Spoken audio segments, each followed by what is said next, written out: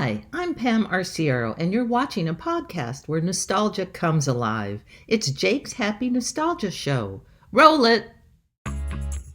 Welcome to Jake's Happy Nostalgia Show, where nostalgia comes alive. Join Jake and his friends on a journey through pop culture of the past, where they interview professionals in the worlds of acting, directing, writing, puppeteering, and so much more. Who will they be chatting with today? Find out in this Jake's Happy Nostalgia Show episode. Hello everyone, welcome to this episode of Jake's Happy Nostalgia Show, where nostalgia comes alive. I'll be here with us. Thank you for joining. As always, I'm your host, Jake Duffenbach. With me today, as always, of course, our co-hosts, Chris Bixby and Matt Bingle. How you guys doing? We're doing good. And hello everyone, how are you, Jake? Doing great, Matt. Thank you for asking. What do we have for today? This should be an interesting episode. Glad you're with us, everyone. We're going from the circus to Sesame Street in one go. Let me explain. It's a lot. Bear with me. Our guest today is a performer and juggler. That's right, a juggler. I don't think ever had a juggler on the show before until today. Let me start off with the juggling part.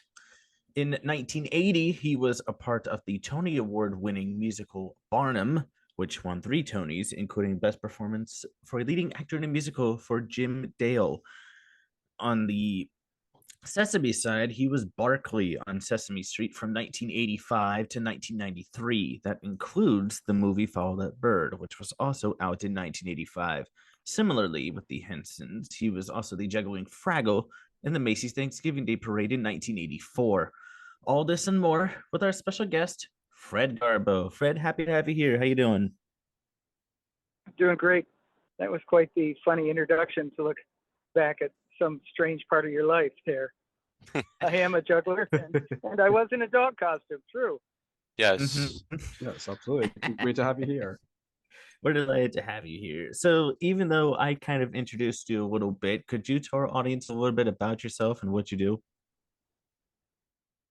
Yeah, I grew up with a lot of siblings. There were 5 kids in my family, so I think I might have been dropped on my head. We all went and worked out at a YMCA, and I had this predilection to be on the trampoline and enjoyed flipping myself. And then as I got older and went through high school competing in gymnastics, you right away got the idea, instead of flipping yourself, wouldn't it be great to flip something else?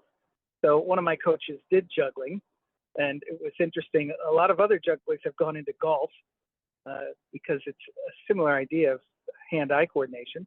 And I just started juggling and actually doing card tricks, and made my way through high school and college, actually earning an income, actually trying the arts of vaudeville, as I was a forestry major at the University of New Hampshire. But yeah, the sidekick thing that started to happen was when you went to college, if you spent an extra $50, you got to watch any of the professional shows that were touring at the time. And they would often come to a college for a week and do a residency. So I started hanging out backstage and taking classes from different groups that came through, whether they were from New York or actually an interesting guy named Tony Montanaro was a mime guy, and he had a school in Maine.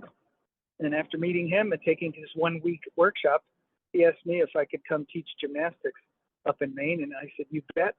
And I left college, moved to Maine, and started working with a great director that really encouraged us to find things that were original to us. And so the juggling was just part of what I was investigating. Nice. That's for a long answer.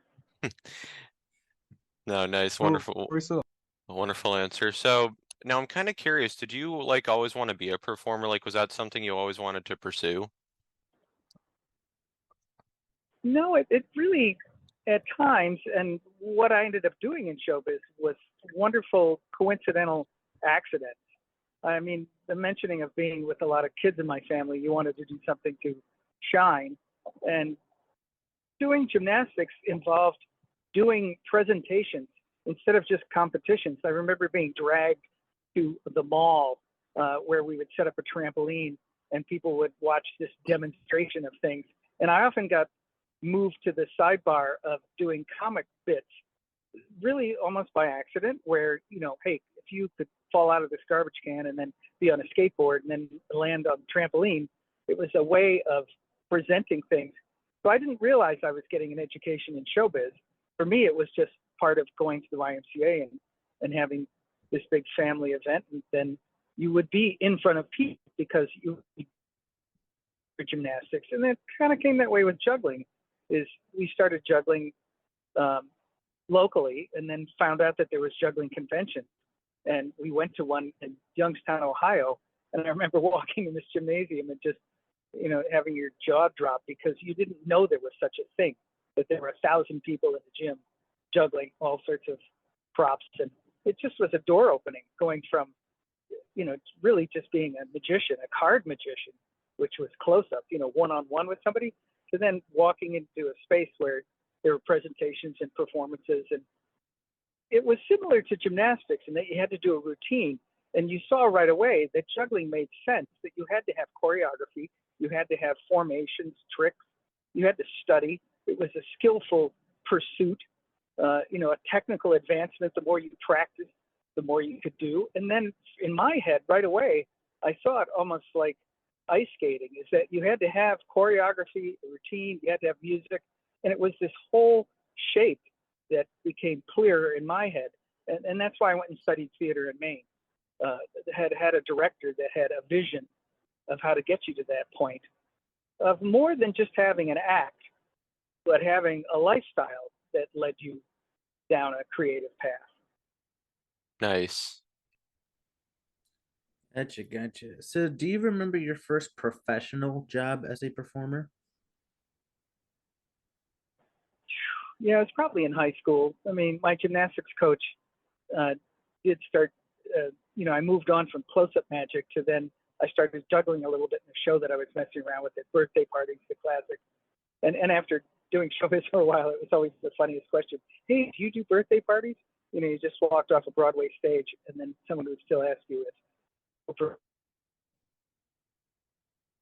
Where I started working on magic tricks by going to a store in Buffalo, New York, and purchasing a magic trick that was bigger than just cards. And then I started working on the character side of things. Who is doing this magic trick? And I came up with a French chef guy that made a cupcake on someone's head. So it was all this compilation of things kind of bouncing around. And then this is obviously before the internet. And the only way you could see things was by going to conventions because there was no YouTube. So the more you started to investigate showbiz this way, you found, oh, look at all these street performers in Boston. Here's a group called Slap Happy. Oh, I can substitute and be the juggling part of the show in Boston if I hang around with them. And then being at the Celebration Barn Theater in Maine brought people that studied for 6 months or so working on acts or working on whole shows in what at the time, in the land of Bill Irwin, the Pickle Family Circus, all these things that were getting going. Hovey Burgess had a circus school with a university in New York City. Is this idea of new vaudeville was certainly pushing as I was growing up, was that you could possibly make your own show that had all these elements of juggling and physicality within my gymnastics background. And then it would lead to a possibility of a job that was a little more steady. I mean, I did end up auditioning for Barkley the dog with probably 500 other people and ended up getting this part that was a part-time dog work in New York City where I had to climb in and animate a costume that weighed 50 pounds. And you had to make this thing look like a dog. And it didn't have lines per se. I wasn't a Muppet like Kermit, but right. I was, at least in Sesame Street, I was actually representing a dog and I had to bark. And it was an interesting transition. Could you mime a dog? And yeah, after I practiced, that's where that movie came out, Right. So since you kind of just mentioned like how you got the role of Barkley, I know because you inherited that role from another wonderful well at the time puppeteer, Brian Meal. Did he train you at all like when you got the role of Barkley? Like did he teach you like how Barkley works and things like that? Touring with two other fine jugglers, Bob Berkey and Michael Motion at the time, and Brian somehow found my phone number and contacted me and said he was based down at Barkley and he was doing the other Muppets on Sesame Street. and he just wondered if I wanted to audition. And so I never actually, I watched Sesame Street to see the product of Barkley and how it maneuvered and how it worked. I had already passed the torch to a understudy, and so I never actually worked with Brian on it, even though I still know Brian. Went on to be an actor of sorts and started writing and a bunch of books. But I didn't train with him per se.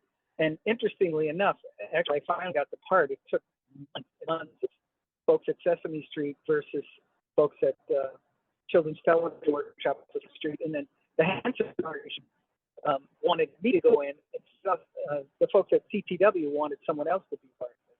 So I sort of gave up on it, and it's interesting in showbiz at times when you give up on an audition, you actually get the part. And it was taking months and months with them to decide. And the other guy lived in New York, and I lived in Maine. So I kept going down for these auditions and climbing in a costume and doing a scene as if this would be what it was like. And then they gave me the part, and the first thing I had to do was fly to Toronto to do Follow That Bird, which was a movie. I'd only been in the costume for auditions. And then I was thrown into this scene at the beginning of the movie where I was in a long shot of them following me sort of down the street. And I was in the costume for 15 minutes, and on camera through this whole opening gambit. It was quite the trial by fire. Nice. That's awesome. So now I'm kind of curious, even though it might be a difficult answer for you, and plus since what did Broadway and all that is like, it was like a long time ago. But of course, if you remember them, of course. Do you have any favorite episodes or inserts you got to do as Barkley? Well, interestingly enough, I worked at Baxter School for the Deaf in Maine. There was grant money at the time it was a program called CETA, and they were looking for artists in residence. And this was before Sesame Street for me. And I actually got a job doing circus arts with these deaf kids. And at the time, people were saying, oh, deaf kids aren't going to be able to learn how to walk on stilts. They're not going to be able to juggle. Their motor skills are limited. And none of that was true. So I ended up, working at this deaf school. And then when I got the job as Barkley, strangely enough, they started pairing me up, which made sense in the long run, with Linda Bove, who was the deaf actress on the set.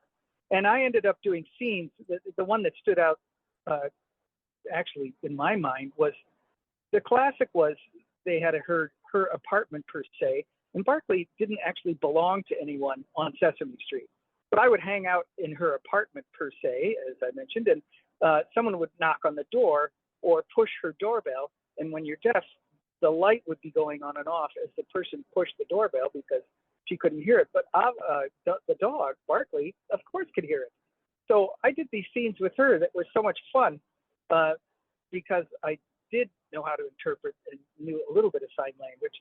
And I could be sitting in the dog off camera, and she would be working with her interpreter on the set as to when the cameras were rolling or, things were happening. And I, of course, would hear the knock on the door, and I would go get her. And so there were a bunch of scenes that we did, I thought, that were progressive. Instead of just having a dog that was a seeing eye dog for someone that had, the ability to want help in crossing streets and a harness and everything. But Barkley ended up, and for me, was a good thing, was helping someone in a really playful, funny way.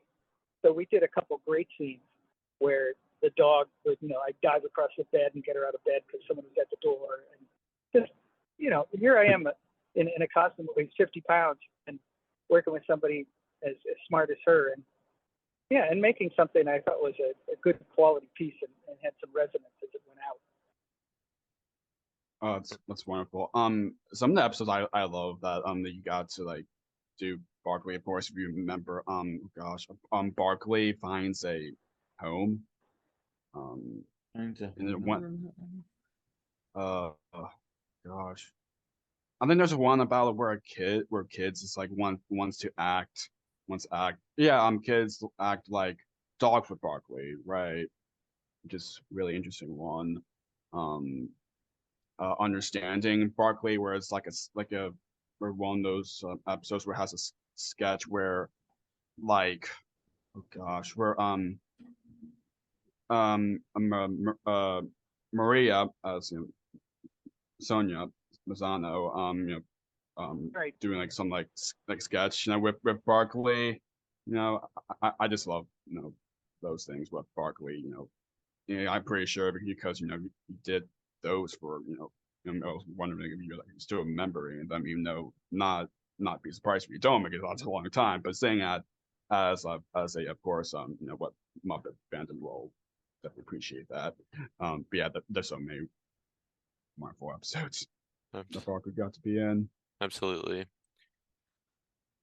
Absolutely. So, as I mentioned in your introduction, aside from working on the show, you also performed Barkley in the first movie Sesame ever did, Follow That Bird. What was working on that like? Yeah, Yeah, that was. especially that you got to got to bring in to do that movie. So Yeah, I was brought in. It was interesting to work for them to be working in film instead of in video, but to do both the sets because they were filming this. You would be able to watch the take that they had just done, and I would have to stand up in the dog suit. I had stilts on my front arms that matched the length of your back legs, and there were a couple of scrims that I looked out through on Barkley's head, and I basically couldn't take the headpiece off because it took two people to get me into Barkley. So I would stand up to watch the monitors that were at normal head height for people standing around so I could see the playback. The most interesting thing at the beginning was the guy who was doing sound for the Muppets. It would be on the actor who had his hand up inside the puppet per se, and he couldn't figure out how to mic me without getting a lot of body noise and commotion into this wireless mic. So after the first day of filming, and I'll get back to the opening shot, which was interestingly exhausting because of this idea of film versus video, was I had to go out on the back lot and record barking, which was strange. And I actually got down on all fours when this guy dangled this mic in front of me so I could get this noise to come out of me that I thought was appropriate, and different kinds of bark. The opening scene was long, as I mentioned, that it was a long follow shot of the Sesame Street they had built in Toronto, which mimicked the one in New York City. The one in New York got taken down every year because they only shot for 5 or 6 months, and then they would take it down, it was stored, and then they'd rebuild it. And the one they built in Toronto was for many other options for camera angles. But the shot that they followed me down the street on with this boom camera, the dog was Barkley's bumping into garbage cans and knocking things over, and the camera would swing around and meet all the people in the stores. And it was probably only, once they edited it down, a 4 or 5 minute collage. But we were there for hours. And I think we did 16 total takes on film. And Oh, wow. I was able to watch a couple. Oh my goodness. Yeah. So the thing that happened with these 16 takes, and as an actor, and me the first time in the dog costume, is every time you do a take, you would give it full tilt because you thought it was the last one you would do. All right, I really need to spin around at this point in the street. I'm going to bump into this garbage can. I'm going to move down here. I'm going to sniff such and such, and they're going to wave at me. Hi, Barkley. And, but again and again, doing this, we're going to do one more take. We're going to do one more take. And when I finally got to Sesame Street in New York City, it was very unusual to do more than 3 or 4 takes of something because video is faster. We did a full rehearsal, but this opening shot with the movie was racking to me. I mean, I was in a dead sweat in the costume. And actually, in the costume, you wore an under clothing piece, so you didn't get the costume soaked from your body heat. But as I mentioned, the costume weighed like 50 pounds. It was made of fur and foam, and you had stilts on your front arms that had a cable that moved your ears, and there was a spring on my tail, so you could get animation of making this Muppet look like a dog. Nice. It was intense. That's it was an intense thing. You're asking me to remember something I did years and years ago, and I can feel the sweat coming off my brow right now. Oh, really? Oh my gosh. Follow That Bird, such a classic, such a wonderful, great movie. Absolutely. Yeah, and then it's gone. I mean, as an actor, you do this thing and it's on film, and you don't really think about it again. So you guys bringing it up is hilarious. I don't think I even have a copy of it at home, or Yeah, it's one of those things. Actually, living in Maine, I would film Sesame Street in New York. Then I went back home, and it was before streaming was possible. So I didn't even get to see the shows that I filmed when they would come out months later because I didn't get PBS on my TV that had 3 channels. God. That's how interesting. rurally I was growing up in Maine. Where's it all? So anyway, showbiz has moved on between working with Bob Berkey, Michael Motion in a show called Foolsfire, and then I worked on Broadway in a show called Barnum, where I got to do teeterboard and a lot of other circus. Yes. Had Barnum, to yeah. sing and dance. Barnum was in New York, and I lived in New York, and that was a fun gig for a good year. Nice. And then I went on and created an inflatable show with a dancer from Brazil, and basically toured that for really 25 years. So you guys are asking me about a small fraction of, showbiz, when what we really did was this thing called Fred Garbo Inflatable Theater Company. And we worked with Tony Montanaro as our director out of this Celebration Barn Theater in Maine, and had an agent in Massachusetts and went to all the big showcases, APAP in New York City. And, we're performers that were playing the college circuit and then bigger theaters as our show got better, and touring as a group of 3. A technician traveled with us, and then myself and Diana Santos on stage. And mainly that's what I did in showbiz for years and years and years. Nice. That's wonderful. So now, aside from performing Barkley, of course, so you also got to perform in the hands of a recurring character, Dexter. What was that like? Oh, yeah. Dexter was an idea that I had, because some of the Muppets had 2 real hands of an actor, and then our idea was to put Kevin Clash doing Dexter's head. Oh, I love on top of Kevin. on He's top of my just the head. best. Love Kevin. He's Yeah. great. So we built this Dexter Muppet, and Kevin was had his hand on top of my head in the foam head of Dexter, the Oh, toy wow. monster. And then, Oh and then my the writers gosh. got involved. Yeah, the writers got involved. Oh my Tried gosh. to make Dexter. His problem was he didn't like showing people that. The one thing that the Muppet, the writers decided that it was like some disease he had. Is the Muppet would Dexter would walk by a marketplace with the oranges. Well, I can't juggle. I really shouldn't touch the oranges. And then I would reach over and grab the oranges and start to juggle. And Kevin, who was not a juggler, who was a puppeteer, I tried to get him to watch me juggling, because I would watch with my eyes or with my head to keep the juggling, me looking at it so it looked real. And Kevin would start to improvise immediately and start to move his head in a position where he would sort of block me looking out through all these scrims, because I was looking at the neck of the puppet. So it didn't last long. I think we did 3 shows as Dexter, because it really was not movable, because you could only shoot this puppet from the wrists up, and we couldn't move around too well because there were 2 of us. I was somewhat standing or crouching and juggling. I had gloves on, which made it harder to feel the props we were using. So yeah, Dexter. It's funny that I do have a picture in my studio wall of Dexter, the juggling monster, but it was short-lived. Nice. So now, I'm kind of curious, of course, if you remember, like we just said, who are some of your favorite celebrity guests to work with on Sesame?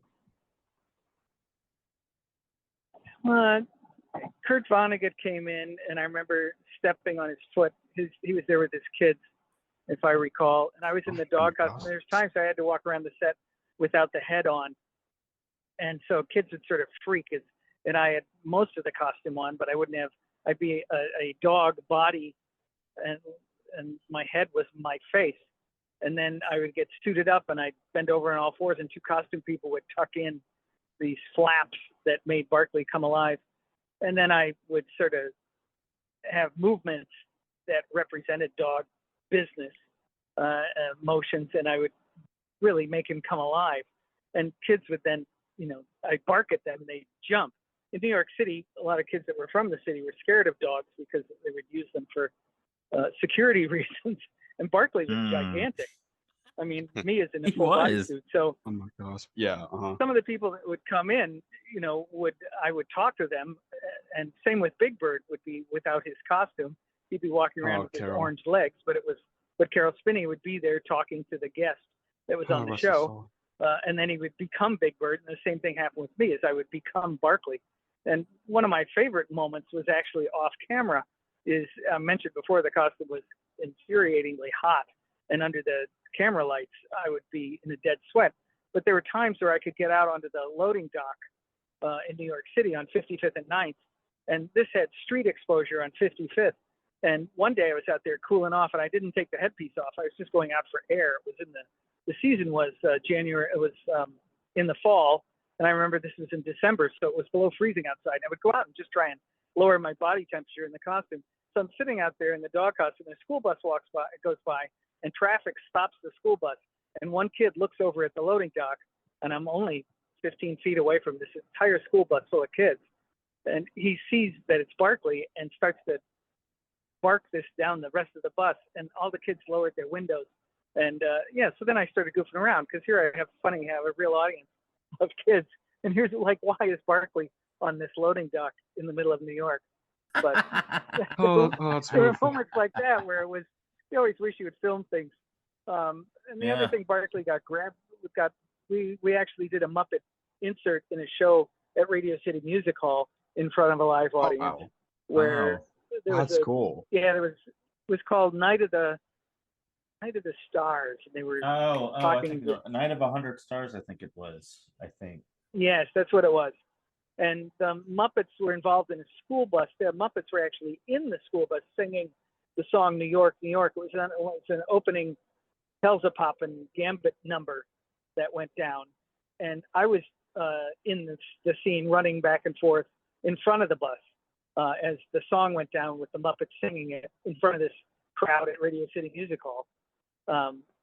And I remember the place where Carol Spinney and I had to change was in this costume room where they were giving out all the jewelry for the real actors. So here's a guy with orange legs, and here I am with half a dog suit on, and all these unquote stars are coming in to get jewelry for the show. It's very surreal, to say the least. But live moments like that, where I got to play a live crowd, it was interesting in that as the filming of this finished and the song was over, the orchestra had been playing New York, New York live, is the scene stopped, and then they would take a break. The audience would still be there. It was made for television that was edited later. So there was this break, and I was still in the dog costume, so I walked up to the front edge of the stage, and I had to be careful because I couldn't see brilliantly well, and I usually had a handler, but the handler was off in the wings. So I walked up to the front edge of the stage where the orchestra pit was to kind of look at the orchestra, and the whole audience gasped because they thought I was about to fall in. Most people would realize that someone in a mascot sort of costume probably couldn't see well, but I started playing it, and I didn't know that the cameras were still running to the feeds up in the dressing room and everything. So there was this big oof from the audience. It was like I was going to fall in. I sort of leaned against the edge of the stage, and the guy with the trombone put his trombone up and tapped me on the paw. And so I started goofing around. The whole audience is sitting there. The scene's over, but they're waiting for the stage to be cleared. And this bus was still on stage. So the stage manager comes out and sort of waves at me like, okay, could you get off the stage? So I run behind the bus. Oh my gosh. I stand up and run down to the other end of the bus. The stagehand looks and can't get me off the stage. The audience starts laughing because here I am beating the stage manager, the black suited guy with the clipboard, and he's trying to get the dog to leave the stage, and I'm being obstinate. So I was just fooling around because I had nothing else to do. And all the puppeteers are laughing at me. And then I went to the curtain on the wing at Radio City Music Hall, and I sniffed it. Oh, wow. I sniffed it, and I did not lift my leg. I just looked back at the audience, did a take, and I walked off the stage, and I actually got applause for just goofing around. And later I was up in part of the dog suit, and Jim Henson is talking to other people, and a couple of the folks, the actors, were up there and said, we should get you in front of a live audience more often, because, things like that, doing it with a vaudeville background that you guys can understand. Playing an audience or being a juggler or vaudevillian is, when you actually have people reacting, you go for it. So that was one of my, most bizarre moments of being told to do something. And no, I'm Barkley. I should be able to do what I want. Oh my gosh. Oh, man. Oh, not Barkley. That's wonderful. So now kind of moving on now from your work with Sesame Street, as Matt mentioned in your intro, you also got to perform in the Macy's parade as a juggling Fraggle for the Fraggle Rock appearance there. What was that like? Yeah, the folks at Henson decided to try and find acrobats and people that could animate. That was always the question on an airplane when you're sitting next to somebody and they say, "What do you do for a living?" And say, "Oh, I'm an animator." Instead of saying, "Oh, I'm Barkley the dog," they think you're crazy. So they found us, and I was already working a full body puppet, as it was referred to, just like Snuffleupagus or anybody else that was on the set of Sesame Street. And so they auditioned us and had built costumes of Fraggles. And I didn't watch Fraggle Rock that much, but they were smaller hand puppets. And now here we were in the Macy's Day Parade in these full body costumes. And we actually rehearsed in a big studio and realized we were going to be moving around a Muppet float.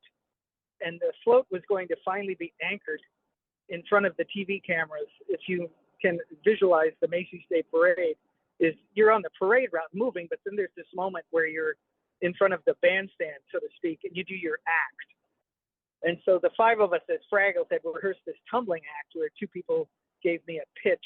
I would put my foot in their hands and they would pitch me as an acrobat, and I'd do a back layout flip and land. And we had this whole deal that we were, had rehearsed probably, just a minute because it's television, Fast and Furious. And the day before in rehearsal, we went out and tried it on the street to see how it was going to be with the costumes, being able to see. Looked like the weather was going to be cold, which we were elated because, again, the hot costume thing it wasn't, if you had this day where it was 80 degrees, we would have died. And I landed this flip that they had pitched me on, and I landed on a curb. I really couldn't see all that well either, and I sprained my ankle royally. Oh, no. So I went and saw a doctor, and here you can imagine that you have to be on a parade route the next morning and do this bit. So I went to the doctors, and they x-rayed it. I had not broken anything. And I remember freezing the heck out of it. And then the next morning I was sent to a trainer that worked for some basketball team, and my ankle was severely taped up, and I was popping ibuprofen like crazy. And it just occurred to me on the way, this is very, very early on Thanksgiving when all the floats get inflated and everything is, like 5:30 or 6 in the morning. And I had the wherewithal to call another guy that I knew who had a skateboard, because I did not want to hobble as a Fraggle. Like, what's the matter? Is this Fraggle ancient that I'm, limping? So I actually borrowed a skateboard, and I taped my foot of the ankle that was messed up. Gaffer's tape, and I taped my foot to the skateboard.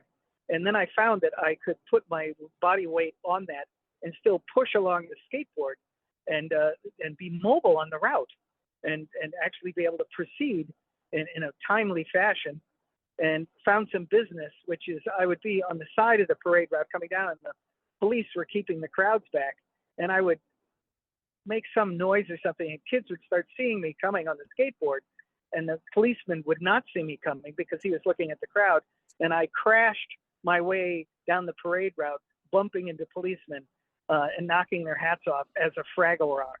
And it's the thing about showbiz, when you find a bit that works, is you can imagine a cop on Thanksgiving is not going to turn around and get angry or obstinate because here you are annoying in a Fraggle Rock costume, and I'm on a skateboard that's taped to my foot. Yeah. And in the long run, what happened with the Fraggles and the whole deal of being in front of television cameras is the guy driving the float didn't see the traffic light as we approached the zone, and he drove the top of the Muppet float into a traffic light, and it got hung up. Goodness. Oh, No. no. We were starting to stall out the parade, so we were passed by, and we never performed our tumbling bit in front of the cameras on that particular Macy's Day Parade. Wow. Wow. We were usurped by a bad driving decision, and it didn't take out any puppeteers, but he did drive into a traffic light. And for all my friends and my parents who were like, "Oh, yeah, how come you weren't on that? Where were you?" I think they did a cutaway and showed the float being dragged past the cameras, but we had missed our time slot. So we never, as our, in our fragile suits, ever did this thing we worked on for a couple weeks. The tragedy of showbiz. Wow. Wow.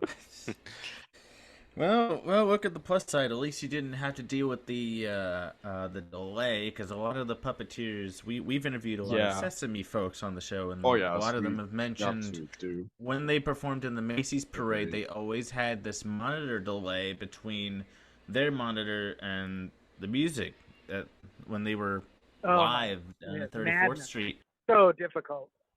Yeah. Oh, for you sure. You didn't have to deal with that.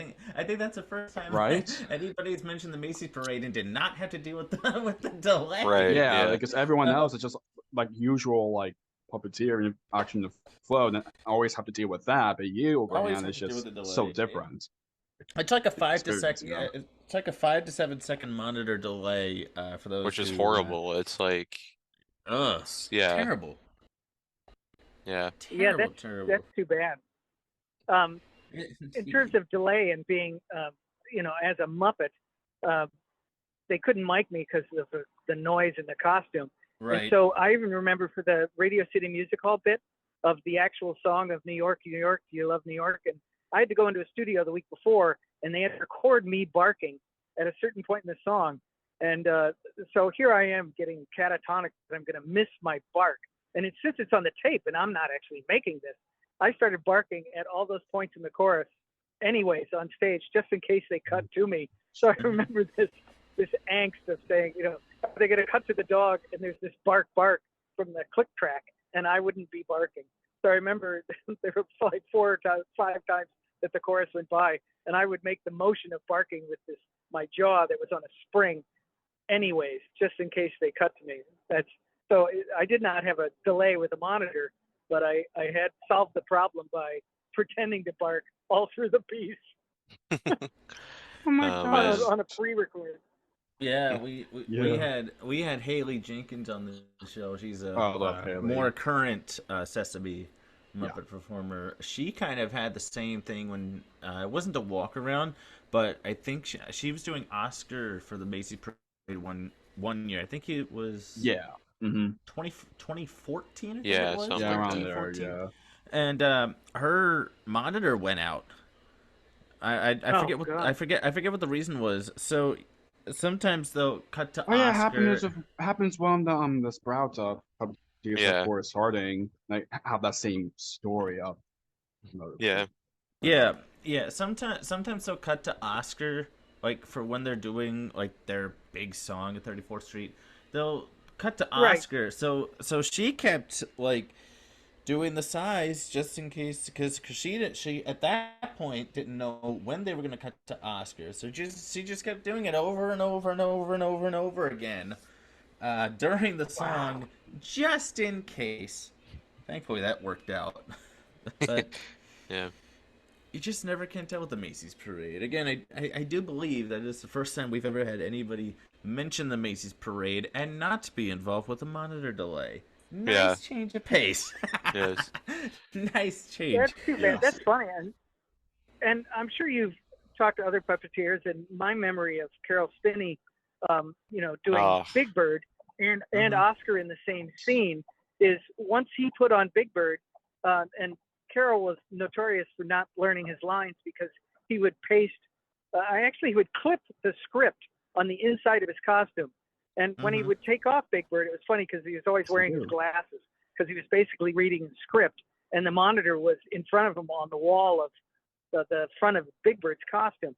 And he would do Oscar's voice inside Big Bird, and someone else would do Oscar the puppet in the scene, but he would do Big Bird's voice and Oscar's voice, of course, which was, makes the guy look incredibly bipolar, but also incredibly talented, that he would just switch between the two of them. And in rehearsal, he would become Oscar, and then he would be Big Bird, and then he'd be Oscar.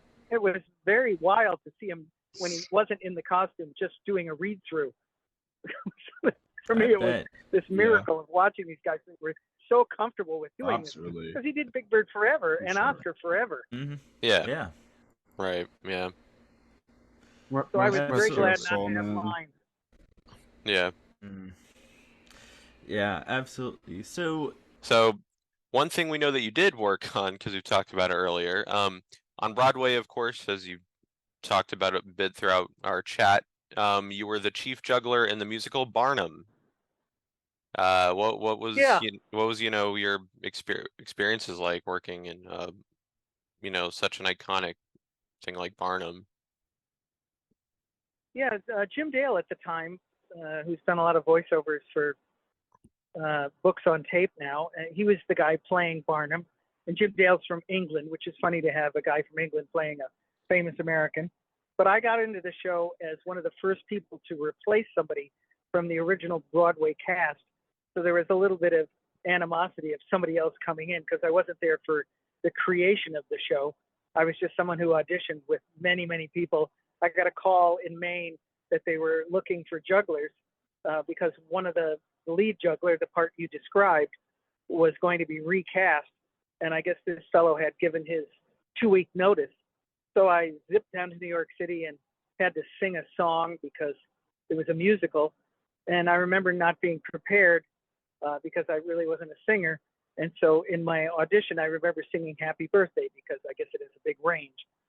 But as I walked out to do the audition, I noticed that other people were just going out and were sort of actors that knew how to juggle a little bit. And I was actually a juggler who thought I knew how to act more. And I remember going out and doing a front flip and sitting on the edge of the stage. I did a flip, landed, got my juggling stuff set out, and said, well, what would you like to see?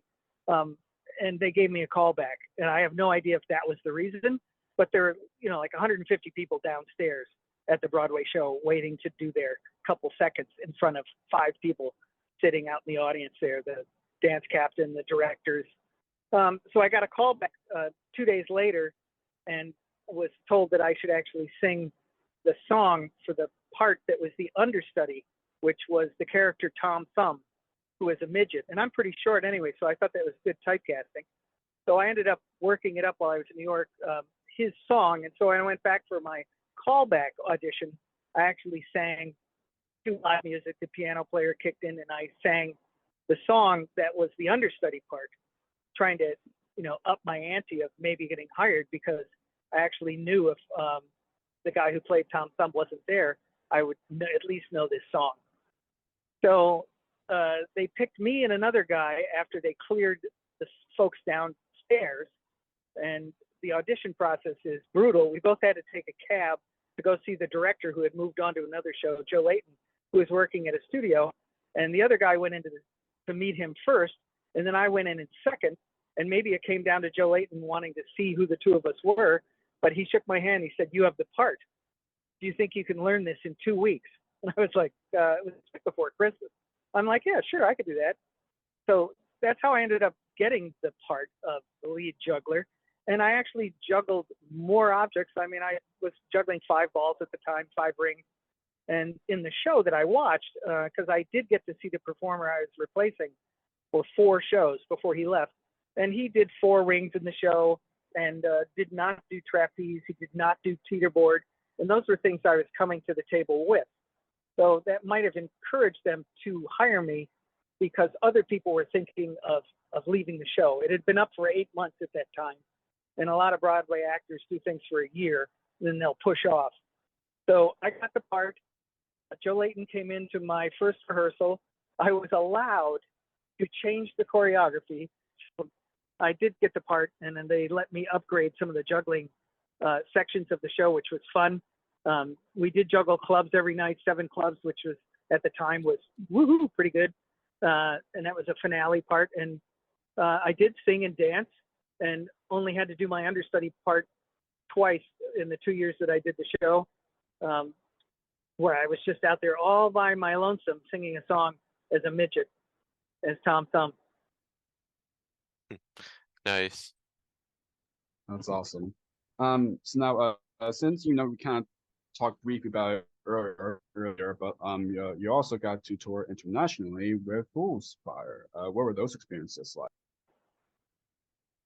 Yeah, well, in terms of great jugglers, I mean, Michael Motion has a wonderful history, and Bob Berkey as a solo comedian and clown. Bob Berkey was up in Maine with me at my beginnings of doing showbiz with Tony Montanaro.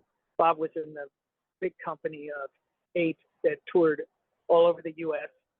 And I was sort of in a duet company with a woman named Jillian, and we toured schools mostly in terms of getting our moves down on the boards. And then Berkey met Michael Motion, who was doing some solo juggling with Big Apple Circus, and the two of them teamed up a bit. And Bob had connections to Dance Theater Workshop in New York City and brought me in as a third.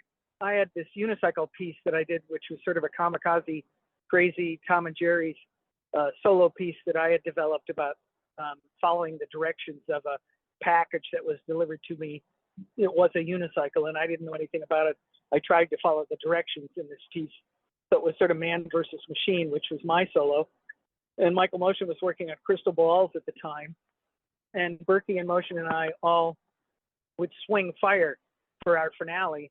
And that's kind of why the title became Foolsfire, is that we were the fools, and Bob did clowning in the show with audience volunteers, and Michael did his heavy-duty crystal ball piece, and I was sort of the glue between these two guys. And we toured internationally quite a bit, really on the coattails of Bob Berkey, who had been playing at the big festivals, the Edinburgh Fringe Festival for years, and he had a reputation, so he got to come back with a bigger show, which was the three of us. We played in Barcelona and Hong Kong, and then I went on and started doing Sesame Street, and then started working duet with this gal, Dialma Santos, for years and years after that. Nice. Interesting. So you had just mentioned Tony Montanaro, who we lost a long time ago. Could you share any stories from getting to know Tony and working with him? Yeah, to go way back to the beginning of our podcast here, is I saw Tony because I bought this package at University of New Hampshire to see every professional show that came in. It was something really inexpensive, like $50, and then you could go to these 10 shows, and Tony was one of them. And he had a company at the time of 4 or 5 people, and had moved from New York City to this barn in South Paris, Maine, and was making it into a theater school. So I was the one that, walked up to him at UNH and took the 1-week residency program, and then sort of talked my way into teaching gymnastics for his bigger company in Maine, because I was so interested. And I had been making side money in college by doing magic shows and trying to figure out how to juggle and do magic. And here was this guy doing mime who basically combined those things. He was doing illusions, sometimes with props or without props. And he was also working with other people that were movers, dancers, acrobats. It was right up my alley. I was young and ambitious, and Tony took me under his wing and was a fantastic director. And I remember doing scenes in class and working on big things, small things. And I used to do card tricks in front of these classes, and I always called it Garbo the Small. And I'd work out these card tricks and do things. And then we really started working on big, big illusions. And that's where my unicycle piece came along, is to try and find something that I liked, which was props and moving things, and then trying to find a character instead of just having a technique of being able to unicycle. Was Tony always pushed us towards, to finding something original for you instead of just doing tricks on a unicycle. Oh, look, I can jump rope on a unicycle. Oh, I can juggle clubs on a unicycle. And Tony was always pushing us through improvisation to find character and to find who was juggling, who is unicycling, to make the scenes more interesting and to give things more guts and have a better background and just make a story instead of just technique. I was lucky that I found him. It changed my whole life. That's wonderful. So, That's lovely. so before we start wrapping things up here, we also got to quickly talk about your inflatable theater company. How did that kind of all come to be? Yeah, that came to be because of Tony Montanaro and other performers that he had come to see him. A guy named Benny Reel, who lived in Buckfield, Maine, started traveling a show called the Buckfield Leather and Lather Traveling Variety Show. And he was solving a problem in a Vermont show that we had outside, where he had gotten a guy from Portland, Maine, to build a inflatable arch over the show so we wouldn't be in the hot sun This guy's Mhm. name is George York, wonderful builder, and a guy who actually went to an art school and started building inflatables before, nowadays you see inflatables for everything at Christmas and Easter, and there's all these sort of one-offs and use them for decorations. But at the time, George was asked to build an archway. Now we see archways at the end of all bicycle events, the Tour de France. And, inflatables have certainly upped their game because, they pack down small, blow up big. And I saw George's arch on this stage, and I asked him if I could make a costume out of this material. It was just intriguing to me as to why couldn't you, if you had this fan blowing up this giant arch, why couldn't we make sort of a bubble costume for me?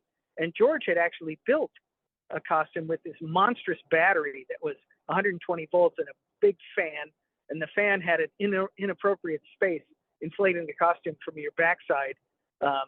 And we immediately moved it to my one hip and found a fan that would work on a smaller battery. And so the inflatable man came about, as I remember, almost a mistake. If I wanted to do a cartwheel as this blimp kind of guy, and I was imagining a cartoon character instead of someone that was heavy, the costume was inflatable. So we were going with the light aspect of it. Could you be lighter than air?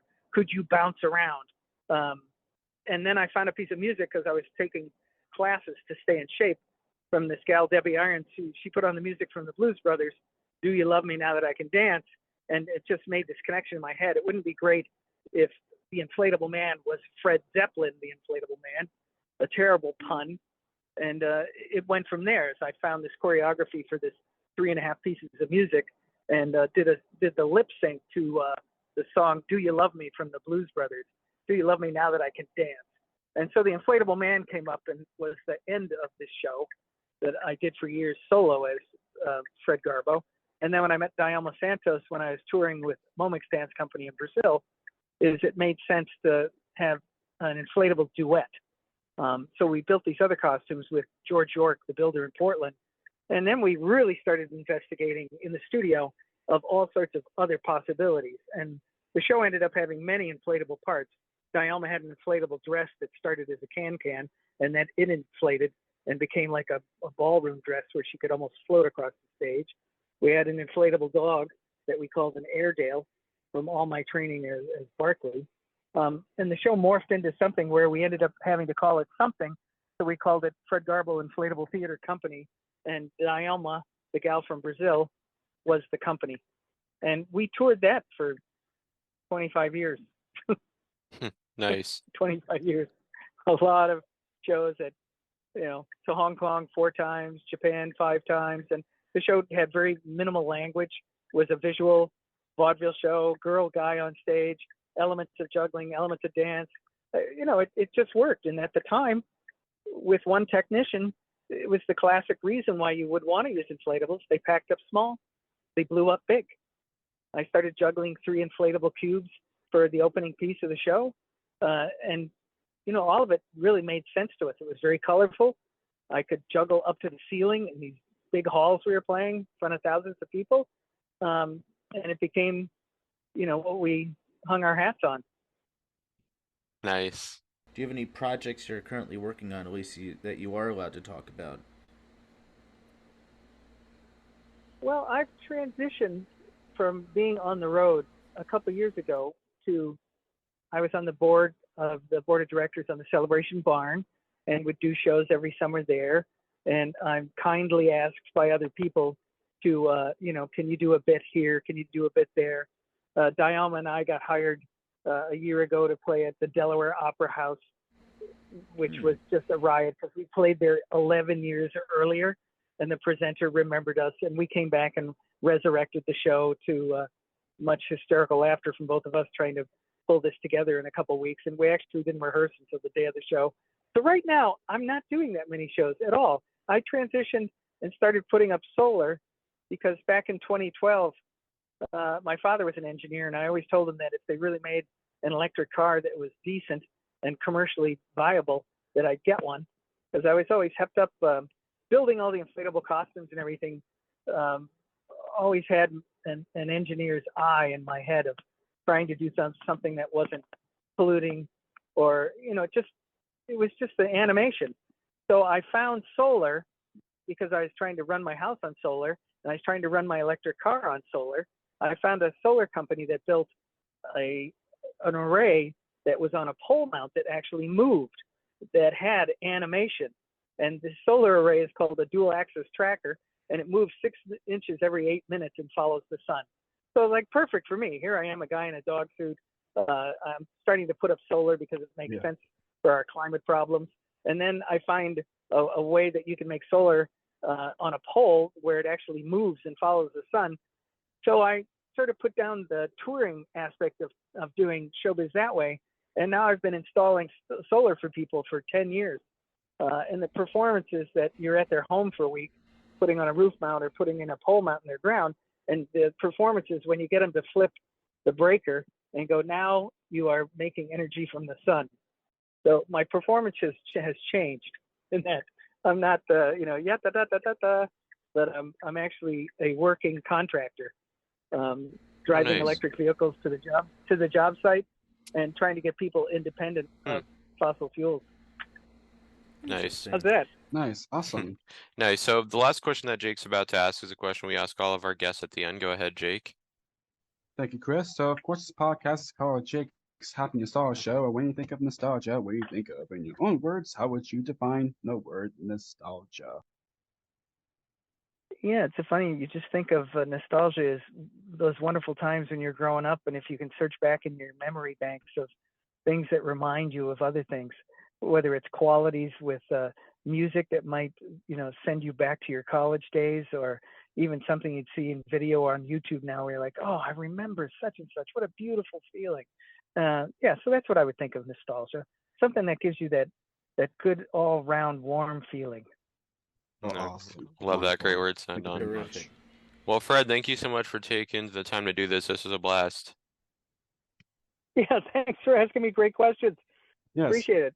Absolutely. You're welcome, Fred. Thank- Thank you so much for what you've done, and we cannot wait what's next in store, and keep up the great work of what you're doing now, including with your theater company and all the things that you still doing. Yes. Well, Great, enjoy. you guys. Thanks so much for calling me and being persistent to finally get me on the phone instead of on a Zoom. Sorry. No worries. No, That's all good. You're very welcome. good. Totally fine. Well, enjoy the rest of your day. I'll let you know when this goes up. Okay. Thanks, you guys. Take care. Thank you. Yes, Bye. of You too. course. Bye. Thanks again. Take care, Fred. Bye. And it's goodbye from us as well. We absolutely enjoyed our time speaking with the wonderful Fred Garbo.